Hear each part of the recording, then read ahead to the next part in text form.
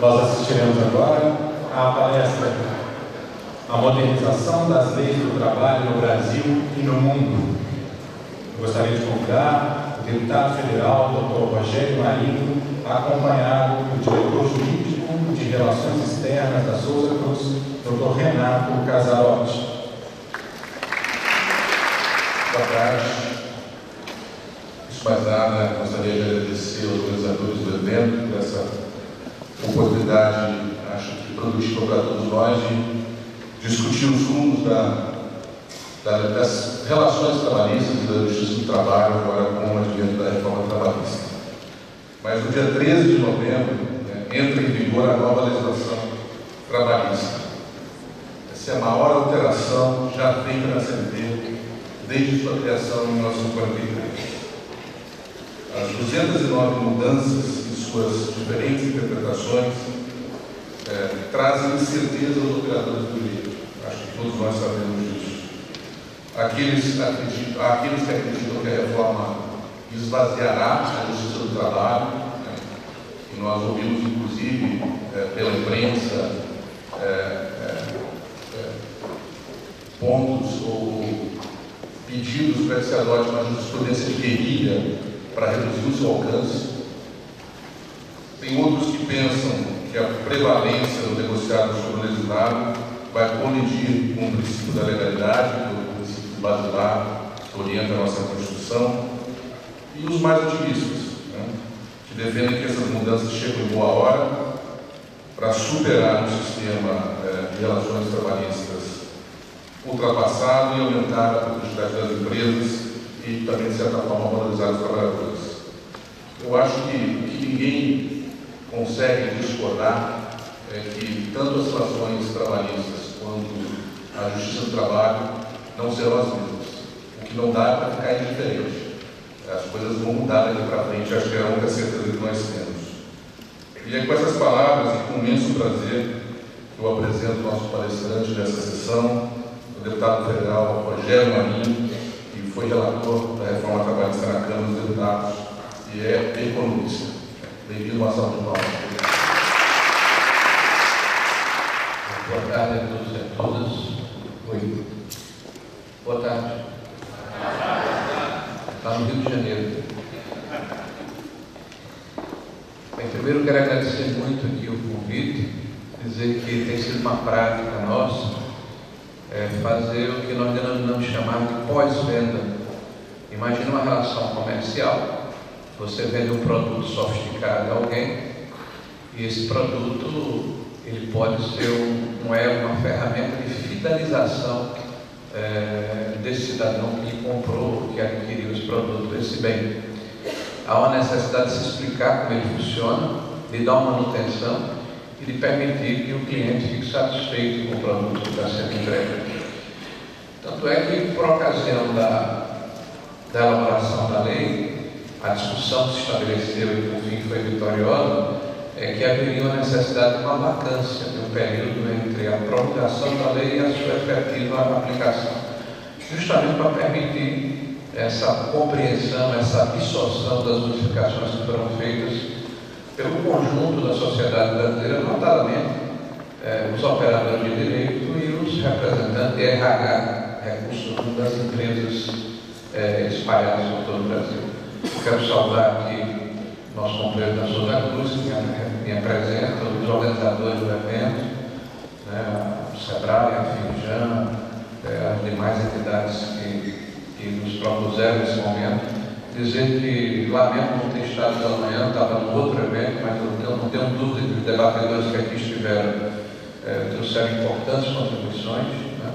Estou aqui sendo prestigiado pelo nosso ministro Guilherme Caputo, do Tribunal Superior do Trabalho. Se preocupe, Caputo, não vou nem poder falar mal da justiça do trabalho, você que está à minha frente, mas é brincadeira, é um grande amigo e incentivador do processo.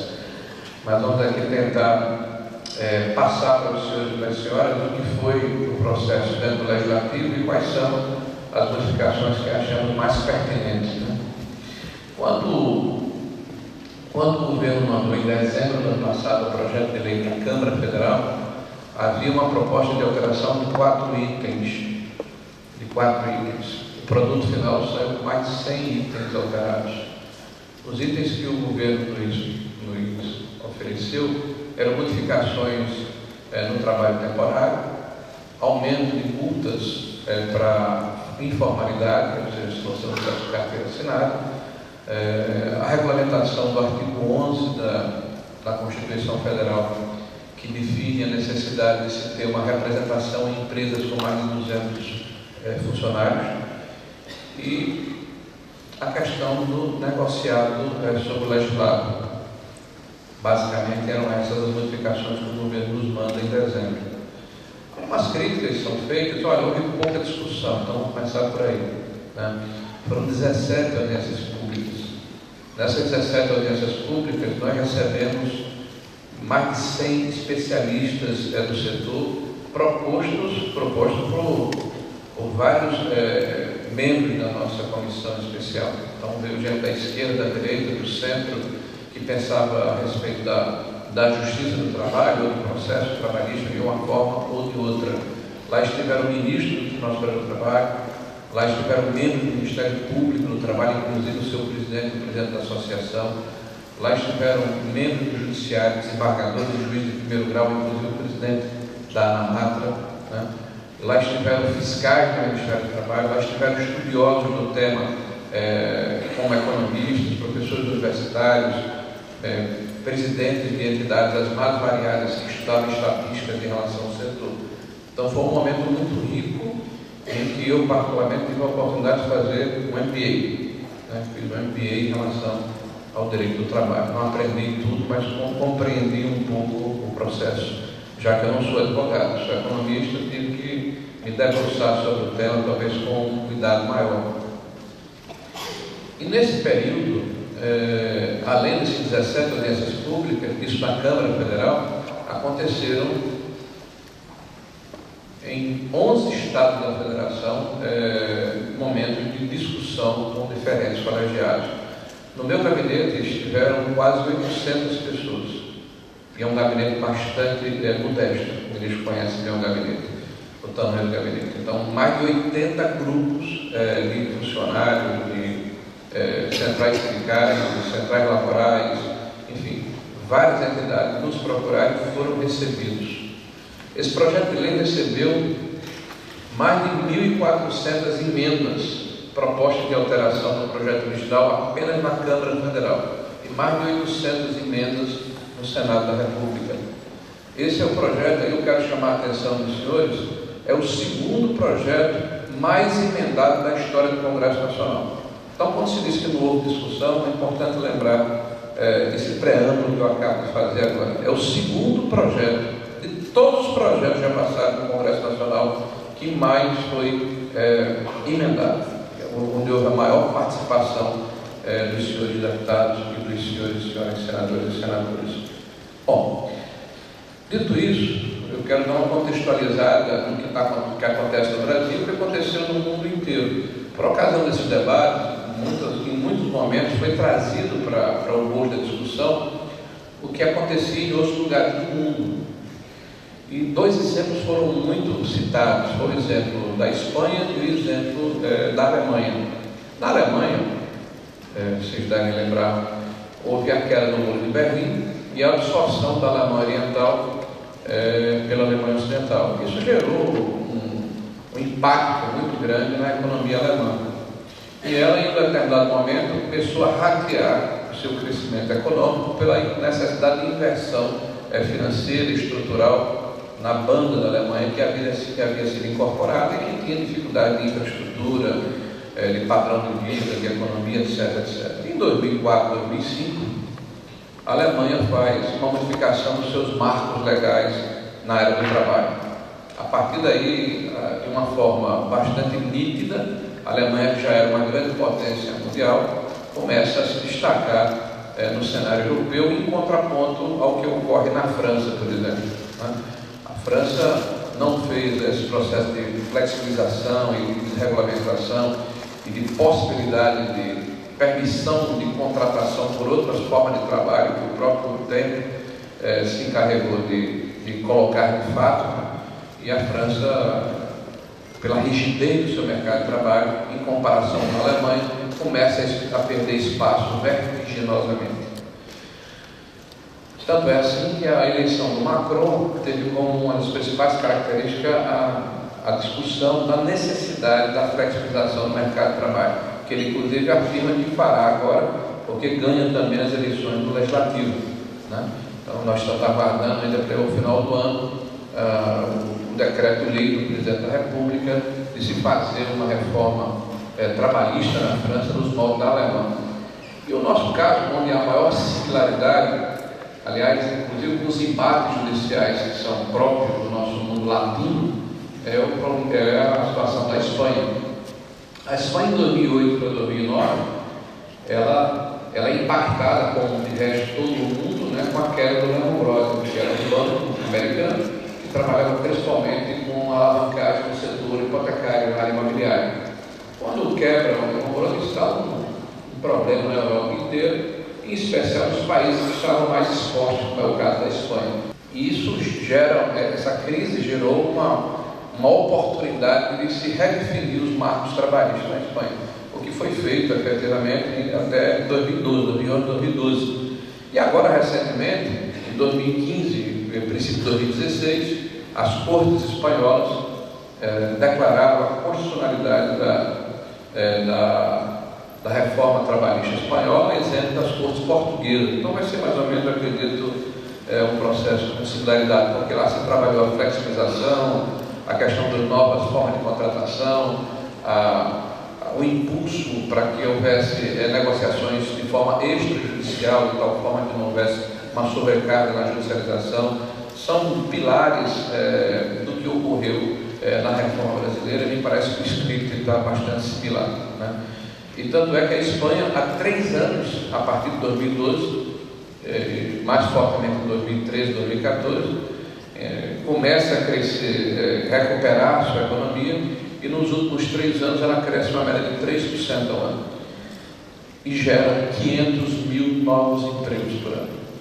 E vejam lá, são 40 e poucos milhões de habitantes, nós temos aqui 200 milhões. Se você pensar que são 5 vezes mais, seriam 2,5 milhões de empregos, pensamos que é o Brasil inteiro em comparação. Bom, o Banco Itaú, o Banco Mundial, aliás, divulgou um dado. Eu trouxe inclusive uma apresentação, quero dizer os senhores, num PowerPoint, né? Mas não é possível exibir, por isso que eu estou só falando aqui, tá? Então houve um estudo do Banco Mundial que mostra que apenas a modificação do nosso marco do trabalho nos dá a possibilidade de galgar 30 posições no ranking da competitividade entre países. A gente sai do 100º, 17º lugar para o 82º. Vejam que a mudança de um marco regulatório ele é impactante na desregulamentação e na competitividade da economia como um todo.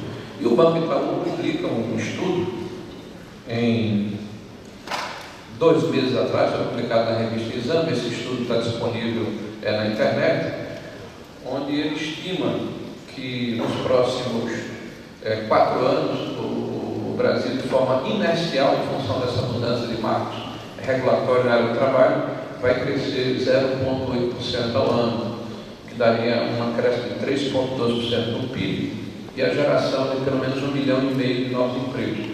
Eu quero dizer de antemão que eu não acredito nesse estudo. Eu acho que ele está sendo tímido, né, e bastante conservador. E aí vou dizer por quê, né, antes de entrar no item subsequente.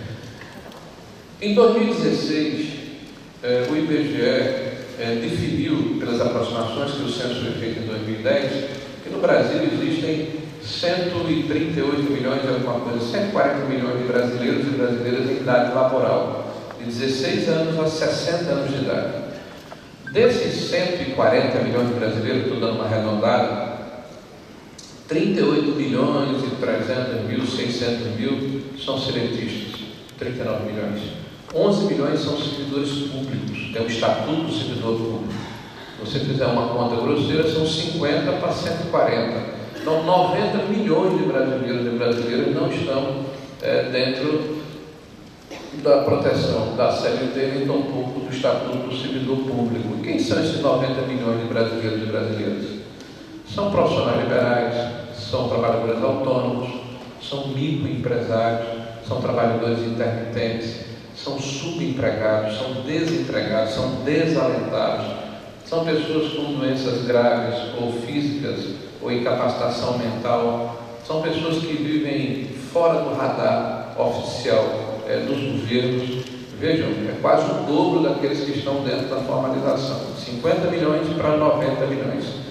Se você for compulsar qualquer compêndio econômico aqui no Brasil, vai verificar que há uma avaliação de que há 90 milhões de pessoas efetivamente engajadas no mercado de trabalho. Se essa é uma realidade, 40 milhões estão desprotegidos. E por que essa desproteção? Porque nós temos uma lei que ao longo dos últimos 73 anos, desde o seu início e sua vigência, foi modificada sim, mas sempre no mesmo sentido.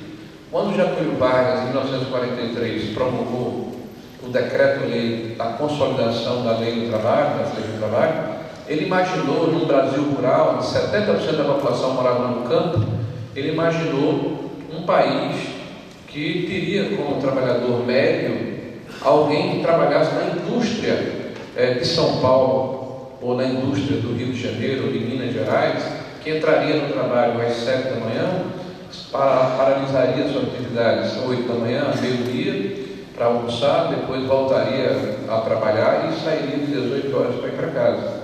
Então, este modelo que foi preconizado inicialmente na CLT, ele foi mantido ao longo do tempo como se o mundo do trabalho e as relações de trabalho não houvessem sido modificadas. Então, você tem milhares de profissões que desapareceram nesse período e milhares de profissões que se estabeleceram depois desse período.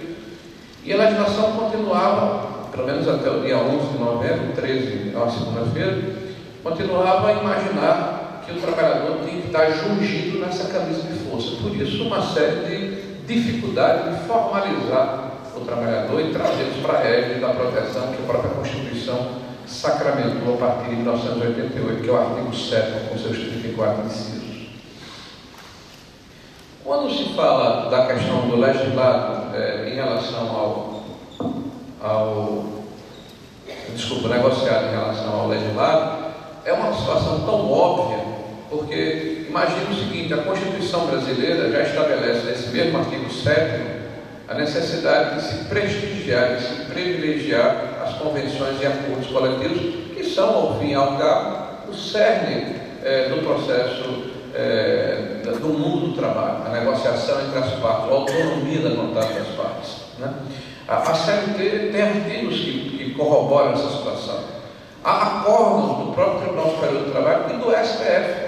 Aqui esteve o ministro Barroso mais cedo. Aliás, o enunciado do capítulo 611 é o enunciado de um acordo prolongado por ele, pelo ministro Barroso, né? De que a negociação tem necessariamente que prevalecer, porque é a autonomia da vontade das partes, desde que não se agrida um direito disponível do trabalhador que está preconizado na Constituição brasileira.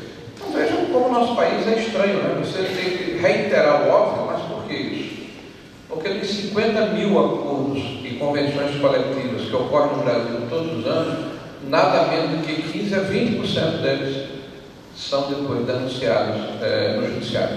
Isso gera uma enorme insegurança, né? E um desequilíbrio no processo da estabilidade natural e necessária para que haja a continuidade da geração de emprego, oportunidade e renda no Brasil.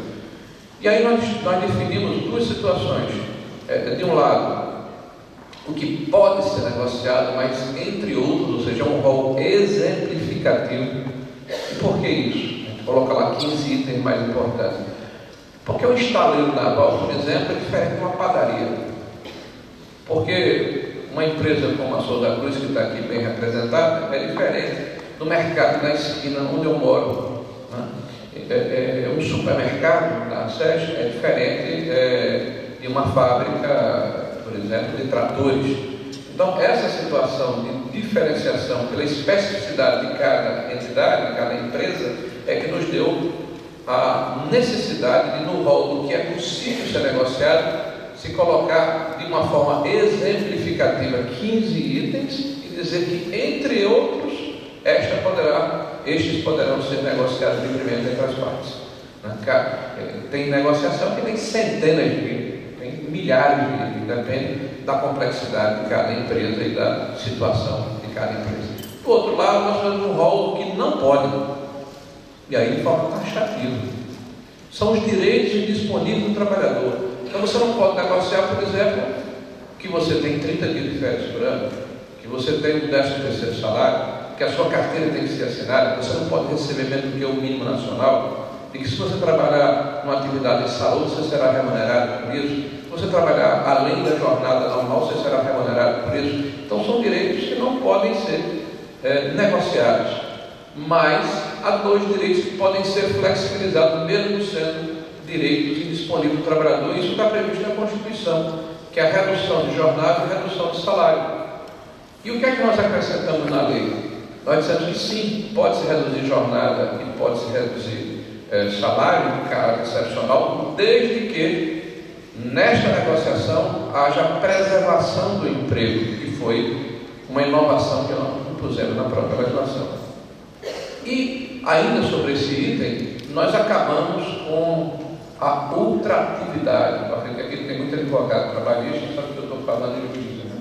E por que nós acabamos com a ultratividade? A ultratividade é um instrumento que, inclusive, inibia o processo de negociação. Então, era feita uma negociação num determinado momento econômico, por um prazo máximo de 2 anos, e quando se aproximava o fim dessa negociação, se o momento econômico houvesse mudado, o sindicato dos trabalhadores: eu não quero mais negociar, eu quero manter o status quo anterior. E mesmo que o lapso temporal definido na negociação fosse os 2 anos, há jurisprudência do Tribunal Superior do Trabalho, né, dizendo que isso continua até que se haja uma nova negociação. Ou seja, havia uma clara inibição à continuidade do processo negocial e, evidentemente, com um prejuízo muito grande para uma das partes envolvidas. Né? Uma outra situação que nós temos que levar em consideração, é a pena que eu não esteja aqui, mas vou tentar definir para os senhores. Há uma máxima de que a CLT protege os trabalhadores mais pobres.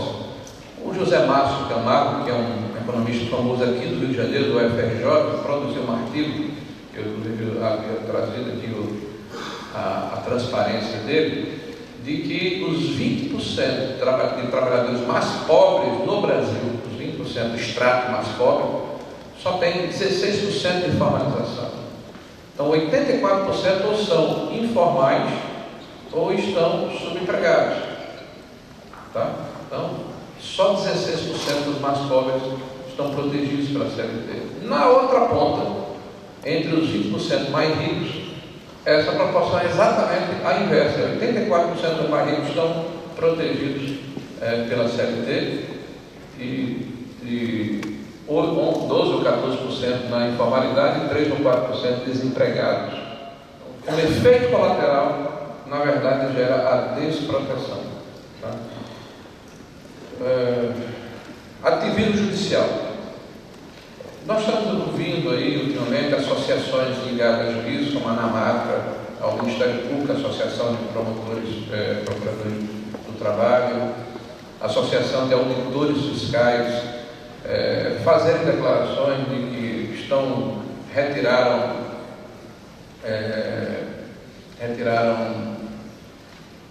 enunciados de congressos que realizaram e que vão trabalhar pela não aceitação da lei, inclusive orientando os juízes de como podem burlar a legislação. Bom, isso eu vou dizer aos senhores aqui o que eu tenho dito publicamente em entrevistas e sempre sou perguntado. Todo juiz, e eu aprendi isso nesse curso desse MBA que eu fiz agora com mais condição, todo juiz tem a prerrogativa de fazer o controle difuso da constitucionalidade. A prerrogativa do juiz. Ele pode arguir que determinado artigo é inconstitucional e simplesmente não acatar aquele artigo. Né? E ele justifica isso na sentença dele. Isso é uma prerrogativa do juiz e é bom que seja assim. Agora, uma associação de classe se reunir e pregar de forma deliberada que os juízes têm que descumprir a lei e orientá-los como tem que fazer, na minha opinião, é insubordinação, é desobediência civil e é crime. Essa é a minha opinião, é um crime. Porque uma coisa é o que o juiz faz individualmente, ele tem essa prerrogativa. Outra é como se faz a nível de associação. E mais, os auditores do Ministério do Trabalho, que estão na mesma linha, esses, além de serem crime, eles precisam ser instados no processo administrativo, porque um funcionário público, como auditor fiscal, não é juiz. Ele precisa cumprir a lei, cumprir a norma. Se ele se nega a fazer, ele precisa ser processado administrativamente e depois colocado até civilmente. Então, esse é o meu entendimento, sem nenhum problema. Tá? Se, porventura, alguma ação foi indeferida na primeira instância, numa negativa frontal, uma norma que foi votada pelo Congresso Nacional, pelo poder discricionário que o juiz tem, nós temos instrumentos legais para se contrapor a isso. Né? Se a pessoa está resignada, vai imediatamente fazer um recurso a uma instância superior.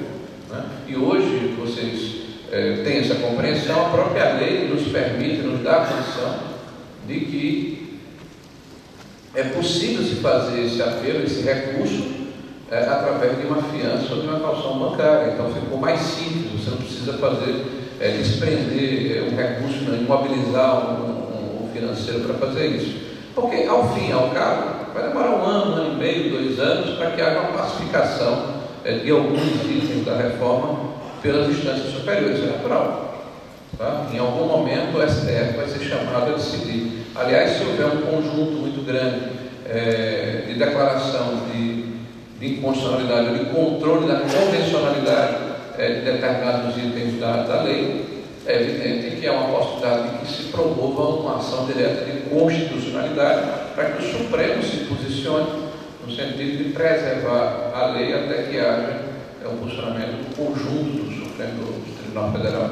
E aí nós teríamos um pouco de segurança jurídica até que haja pacificação da jurisprudência nos tribunais superiores. E aí vem a questão do combate ao ativismo judiciário. Nós estabelecemos lá no artigo 8º da lei uma coisa muito simples, que traduzido diz: o juiz não pode julgar contra a norma. E aí gerou só uma confusão, porque a gente está querendo cercear juiz por causa de um palavrão que os advogados conhecem, chamado hermenêutica. Né? Mas muito bem, então a gente está dizendo apenas lá o seguinte: você tem que julgar de acordo com a norma. E a questão das súmulas. Tem uma semana no tribunal, em 2012, meus ministros sabem bem disso, que se fecharam lá uma semana, pararam as atividades e se refizeram súmulas anteriores, que eram praticamente consolidadas dentro da Justiça do Trabalho, e se criaram novas normas de uma forma, eu diria assim, um pouco superlativa. Houve um certo abuso do Tribunal Superior do Trabalho nesse processo. E o que é que nos levou a fazer a proposta que fizemos? Nós propusemos o seguinte: que as súmulas continuarão a existir, apenas haverá necessidade de que haja 2/3 dos senhores ministros favoráveis àquela súmula, e a súmula precisará passar por um controle social. Terá que haver 10 julgamentos anteriores a respeito do tema, confirmando uma certa jurisprudência. Haverá necessidade de se consultar a sociedade civil organizada, a própria OAB, o Ministério Público, as centrais sindicais, as federações patronais, uma espécie de audiência pública para que a súmula possa ser, ao final, consolidada e promulgada. Quanto a isso, nós temos hoje aqui no Brasil uma espécie de cultura da judicialização e da litigância. Né? São 3 milhões e poucos novos processos trabalhistas no ano passado, acrescido de mais de 1 milhão de execução, são 4 milhões de novas ações por ano. É um número bastante expressivo se comparado com qualquer país do mundo. Por isso, dentro do bojo da lei, em vários momentos a gente tenta privilegiar o que nós denominamos a negociação extrajudicial, a possibilidade de que haja um entendimento entre as partes antes que aquilo vá à judicialização. Também uma outra crítica recorrente ao projeto é que nós estabelecemos a possibilidade da negociação direta em vários aspectos que eram possíveis nas negociações e acordos coletivos. E aí, qual é o nosso argumento? Mais de 50% dos empregos que são gerados no país são de microempresas, micro e pequenas empresas. São empresas que, em nenhuma hipótese, têm a possibilidade de celebrarem acordos e convenções coletivas.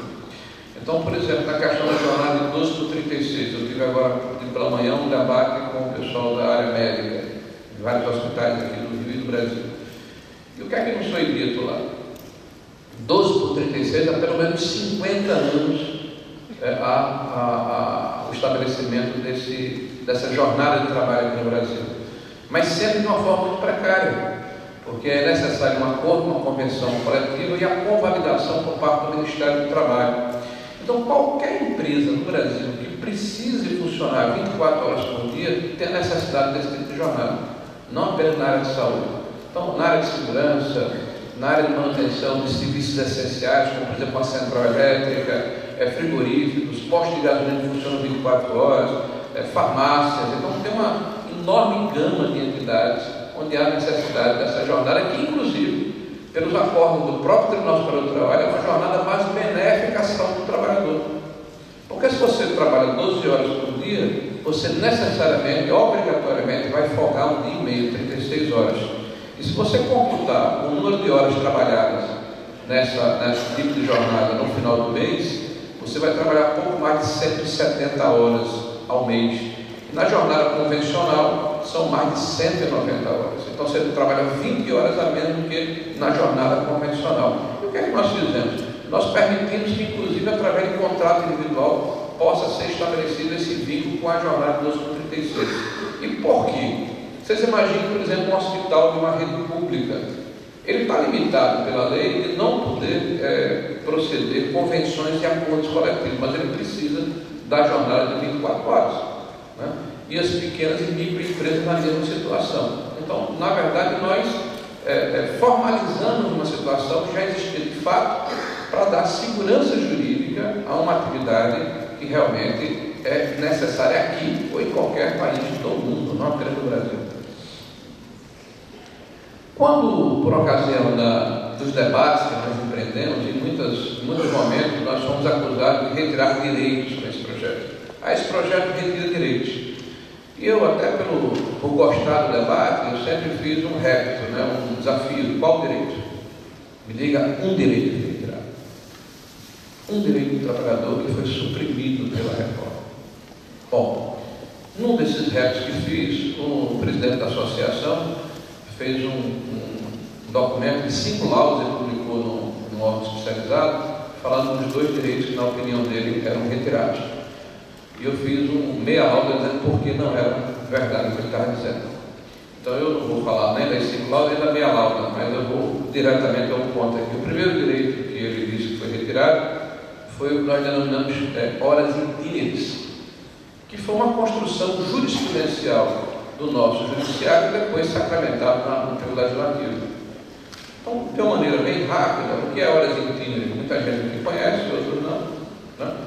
Imagine um empresário do interior do nosso país que tenha um projeto agropecuário, por exemplo, lá em Santa Cruz, plantando tabaco em Santa Cruz, lá do Rio Grande do Sul. E o complexo industrial, o agroindustrial, fica a 15 ou 20 quilômetros da área de moradia das pessoas. E não há serviço público, não há transporte público. O empresário disse o seguinte: eu vou pegar um ônibus e transportar as pessoas do seu local de residência para o local de trabalho. Pela jurisprudência confirmada do tribunal, isso é tempo à disposição do empregador. Então, se o empregador se dispõe a entregar o veículo para transportar a pessoa do seu local de residência para o local de trabalho, se ele tem 8 horas de jornada, mas tem 1 hora de transporte para ir, 1 hora para voltar, ele precisa necessariamente pagar 2 horas extraordinárias ao seu trabalhador, tendo sido ele que está dando benefício ao trabalhador. Qual tem sido o efeito colateral dessas decisões judiciais? O empregador diz o seguinte: se vira para ir para lá, vai de jumento, vai de caminhão, vai de mulher, não sei quem, vai de carona. Quem perde com isso? O empresário, porque recebe o trabalhador estressado, vai ter uma menor produtividade, e o trabalhador que é obrigado a ir de forma precária ao trabalho. Então, na minha opinião, não era direito. Era um típico caso do excesso de proteção que desprotege, da tutela excessiva, daquela vontade de imaginar que qualquer trabalhador ele é hipossuficiente, ele é incapaz mentalmente. Eu acho que aqui é o único país do mundo, eu vou repetir o que eu escutei de fazer à noite, que eu achei singular, né, em que um trabalhador pode casar, pode se divorciar, pode votar, pode dirigir um carro, pode servir o exército, mas não pode assinar um contrato de trabalho, porque ele é incapaz fisicamente. Bom, outra questão, a segunda questão eu vou falar daqui a pouco, mas antes, fracionamento de férias. Vocês mudaram o fracionamento de férias. Nós, inclusive, estamos obedecendo uma das convenções da OIT, que foi validada pelo Brasil. São 3 períodos agora, e nesse período um mínimo de 14 dias, um de 14 dias, e outro mínimo de 5 dias, sempre em dias úteis. Você não pode iniciar um período de férias na sexta-feira, tá? Para evitar justamente que haja um prejuízo para o trabalhador. E o que é que dizia a CLT antes? Olha o que é que dizia a CLT. Que você não podia fracionar férias para quem tivesse menos de 16 e mais de 50 anos. Tá? Então, por que essa limitação cronológica? Porque em 1943, quem tinha 50 anos estava se arrastando de bengala, né? A perspectiva de vida era outra, o mundo mudou. Então, nós retiramos essa questão cronológica e aumentamos de 2 vezes, que está na lei, para 3 vezes. Então, não tem nada de extraordinário, de excepcional, e cumpre perfeitamente a necessidade que as pessoas têm, inclusive por conveniência própria, porque as férias são definidas pelo empregador, mas conversando com o seu funcionário. Se houver uma imposição, é um erro do empregador. Trabalho da mulher. Aí vem o segundo item que estava no meio dessas 5 laudas. Eu não sei se vocês sabem, mas é muito bom para o advogado trabalhista, quando alguém é demitido no trabalho, vai falar com ele, o advogado diz, você é mulher. A senhora teve hora extraordinária? Houve um descanso de 15 minutos? Não. Vamos pegar esse cara agora. Porque são 922 itens na CLT, agregado a mais de 1000 orientações jurisprudenciais e súmula do Tribunal Superior do Trabalho. Com 2.000 dispositivos, fora os incisos, os parágrafos, que um trabalhador, um empreendedor precisa conhecer para empreender no país. É uma coisa meio complicada, né? Ele ter esse conhecimento na sua integralidade. Então não é por má fé, é por absoluta capacidade de conseguir introspectar esse enorme corolário de procedimentos, né, dentro da sua cabeça de empreendedor para começar a empreender. Porque o legislador de 1943 imaginou que a mulher seria sempre fisiologicamente mais frágil que o homem. Então, no exemplo prático, você tem no bancário 6 horas diárias ininterruptas. Então, está lá o homem e a mulher sentados numa mesa de operação no mercado financeiro. Das 6 horas, a mulher tem que se levantar, sair do banco, ficar olhando para o tempo, 15 minutos lá de fora, depois ela volta para iniciar a hora extraordinária. Mas o homem não, continua. Então me pareceu de um anacronismo, de uma bizarrice tão grande que eu vou tirar isso, porque as mulheres em 2017 certamente lutam pela igualdade, né? Eu não vejo nenhuma lucidez nesse processo se perdurar em 2017. Na minha opinião, não era direito. Era uma forma, inclusive, de incomodar a mulher que trabalhava. Então, foi o segundo item. Existiam mais 2 itens, existem na CLT 2 itens, que são, na verdade, letra morta, mas exemplificam a necessidade de compulsar o texto e retirar essas excrescências. A mulher não pode demandar judicialmente se não tiver a assistência do seu marido. Ela está impedida de fazer isso pela CLT vigente. A mulher não pode pedir condições de trabalho adequadas se o patrão for o seu marido, o seu pai ou o seu irmão. Está vigente hoje na CLT. E nós retiramos do texto. Apesar de ser letra morta, é uma demonstração de que a legislação de 1943 não guarda similaridade com o que acontece em 2017. E, por fim, a questão dos gestantes e lactantes. Houve uma série de interpretações por parte daqueles que queriam desinformar de forma deliberada e de outros que leram de forma ligeira e fizeram uma interpretação equivocada a respeito do tema. Em 2015,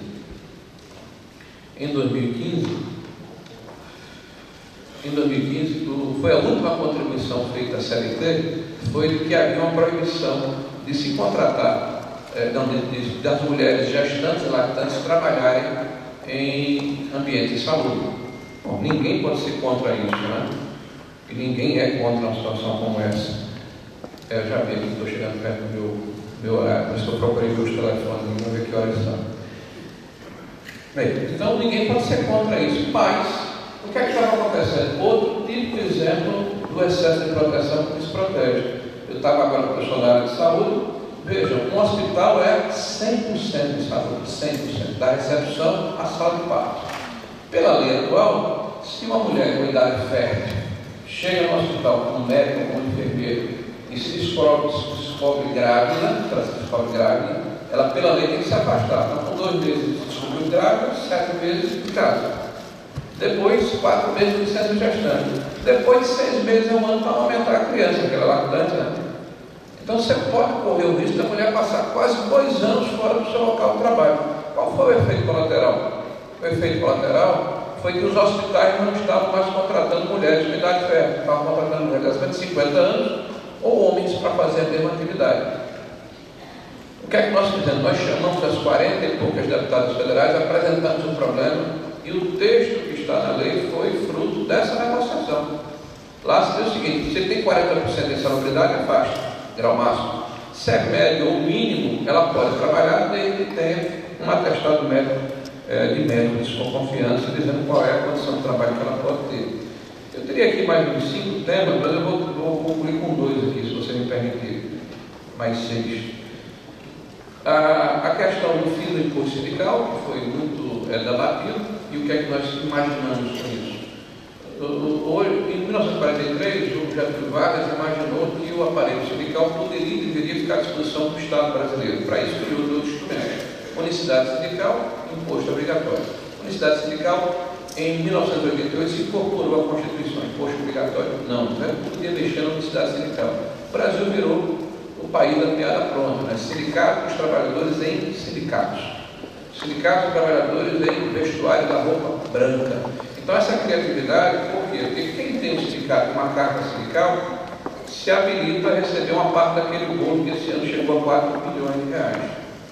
O que é que nós fizemos? Acabamos com a obrigatoriedade. Por quê? Porque se você tem a opção de fazer a contribuição, o sindicato que realmente representa, faz um acordo, faz a convenção, disponibiliza advogados, faz o trabalho de mediação, esse vai permanecer. Aqueles que são biombos vão ficar pelo mesmo caminho. O Brasil tem 17 mil sindicatos, dos quais 11 mil laborais. A Argentina tem menos de 100, os Estados Unidos tem pouco mais de 200, o Reino Unido tem 168, o Brasil tem mais de 11 mil sindicatos laborais. A última questão que eu quero falar aqui é a questão da terceirização. E com uma terceirização, vou abrir mão dos outros 8 itens que eu tinha colocado. A terceirização é o seguinte: para mim sempre foi muito caro, por isso que eu o distingui aqui dentro dos que remanescem. Foi aprovada uma lei no final do ano passado, definindo que a terceirização é legal no Brasil. Após a aprovação da lei, que era uma lei de 1998, foi resgatada da época de Cardoso, que tratava de trabalho temporário e terceirização, imediatamente o próprio Janot ingressou com uma ação de inconstitucionalidade, dizendo que não estava claro que era possível fazer terceirização de atividade de meio e atividade de fim, né? O próprio Janot ingressou com a ação de inconstitucionalidade. E por que ele diz isso? Porque é uma súmula do Tribunal Superior do Trabalho, que é a 331, que era o que suportava a terceirização no Brasil, que disse que a terceirização de atividade de fim é ilegal, só pode dar área meio. A todos aqueles que estiveram nas nossas audiências públicas, eu fiz a mesma pergunta: me diga um país no mundo onde há essa distinção entre atividade de meio e fim. E está dizendo aqui para os senhores: qual o país no mundo onde há? Aí o pessoal respondia: não há, só no Brasil. Nós somos uma jabuticaba mesmo, né? Então só no Brasil havia isso. E mais, tem um marco temporal importante. Quando começa a Revolução Industrial, a verticalização do meio de produção é uma realidade. Todo mundo que fabricava alguma coisa queria ter um controle total das etapas de fabricação do seu produto, do seu serviço. Com a Primeira Guerra Mundial, em 1914, vamos imaginar esse marco temporal, a especialização tornou-se atônica, porque havia a necessidade de se produzir em grande quantidade bens e serviços. Eu estou concluindo, é o último item, né? Havia a necessidade de fazer essa mudança do modelo de produção. Aí se estabeleceu a especialização. Então, 1914 até 2017, são 103 anos de atraso, Brasil. 103 anos. Então, finalmente, na nossa lei, nós deixamos claro que é possível sim a terceirização. E me permitam 2 exemplos rápidos. Qualquer empresa que tem minimamente capacidade produtiva, eficiência e inovação trabalha com especialização. O exemplo mais claro é uma planta de automóvel. Você tem uma planta montadora e no seu entorno tem 100 empresas, cada um produz um item diferente do carro. Depois você monta como se fosse um quebra-cabeça. Mas o supervisor da linha de produção da COFAP, por exemplo, me permitam falar do nome aqui, que não é demérito para ela, deve ganhar mais e ganha, em média, mais do que o supervisor da linha de montagem da Fiat e da Volkswagen, mas é um funcionário especializado. No Brasil tem mais de 12 milhões de trabalhadores terceirizados ou especializados, segundo o próprio DIEESE, por esse conceito de encomendas de cadeias produtivas em contrato de livre adesão. Então, a terceirização, me permite, nós estamos 103 anos atrasados. O Brasil vira uma parte importante. Bom, vou concluir para a exigibilidade do tempo, agradecendo aqui muito a oportunidade, pedindo desculpas aqui pela rapidez com que expus os temas. Eu normalmente estou acostumado a fazer uma palestra para ver um debate, mas estou feliz que ninguém vai me inquirir, posso ir embora, né? Então, desejar aqui uma boa tarde a vocês, um bom trabalho e dizer que, mais do que nunca, é importante que as pessoas entendam que essa lei não é nossa contra ele, não é contra o trabalhador, nem a favor do empresário, nem vice-versa. É uma lei a favor do Brasil.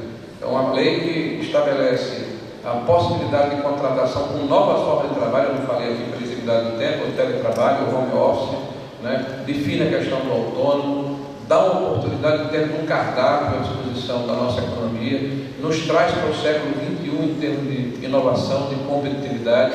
Eu não tenho dúvida, gente, que a médio prazo os próprios trabalhadores vão reconhecer que há um ganho na hora em que o empreendedor se sente confortável para voltar a contratar. Obrigado aí, boa sorte para todos.